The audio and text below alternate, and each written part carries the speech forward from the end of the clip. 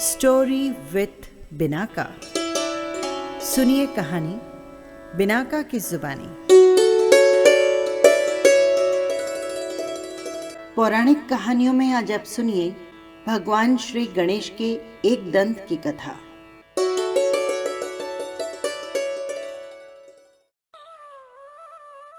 ये तो हम सभी जानते हैं कि श्री गणेश देवी पार्वती और भगवान शिव के पुत्र हैं। एक बार की बात है जब भगवान शिव और देवी पार्वती अपने शयन कक्ष में विश्राम कर रहे थे। उस समय देवी पार्वती ने गणेश को बुलाया और आदेश दिया कि वो उनके कक्ष के बाहर पहरा दें और किसी को भी अंदर न आने दें। मां की आज्ञा गणेश जी के लिए आदेश थी।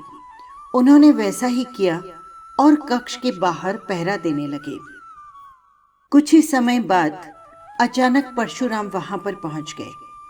परशुराम भगवान शिव से मिलने के लिए बहुत उत्साहित थे।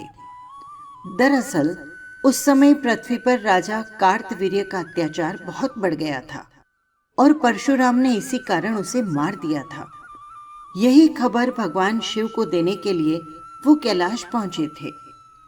भगवान शिव के कक्ष की ओर परशुराम को तेजी से बढ़ता देख गणेश जी उनके रास्ते में आ गए और उन्हें रुकने को कहा, लेकिन परशुराम भगवान शिव से मिलने के लिए बहुत उत्सुक थे। इसलिए उन्होंने कहा, मेरा रास्ता छोड़ो, मुझे भगवान शिव से अभी मिलना है। परशुराम की इस बात को सुनकर श्री गणेश जी बोले, मैं आपको अंदर नहीं जाने दे सकता। मां ने किसी को भी अंदर न आने का आदेश दिया है। गणेश जी के मुख से ये बात सुनकर परशुराम जी गुस्से से लाल हो गए।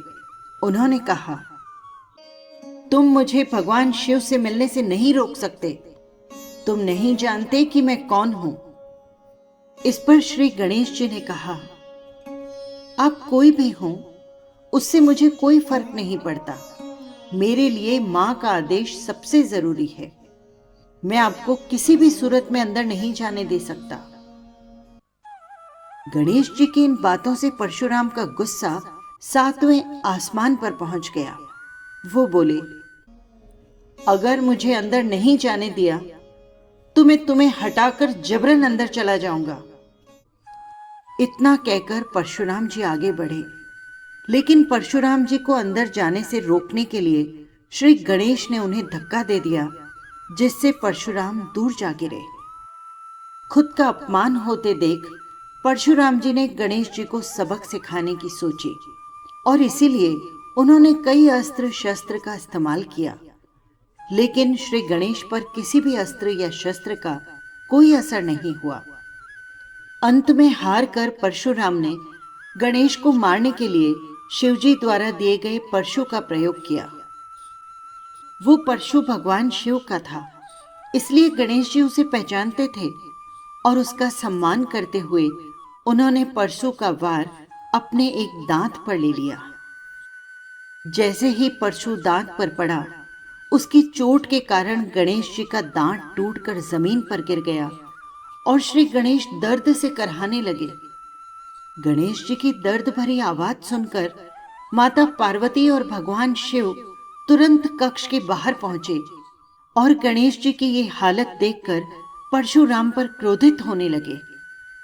भगवान शिव और पार्वती को गुस्से में देख परशुराम जी को अपनी भूल का एहसास हुआ और वे अपने किए की क्षमा मांगने लगे।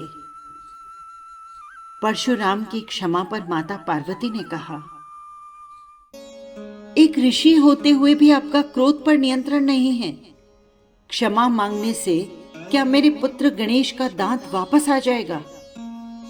परशुराम जी ने कहा, हे देवी, जो भी हुआ वो मेरी भूल थी।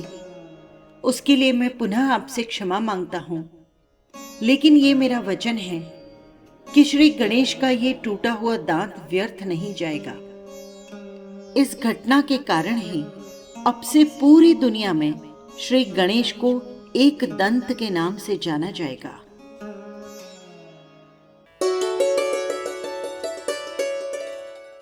बस यही थी पौराणिक कथा।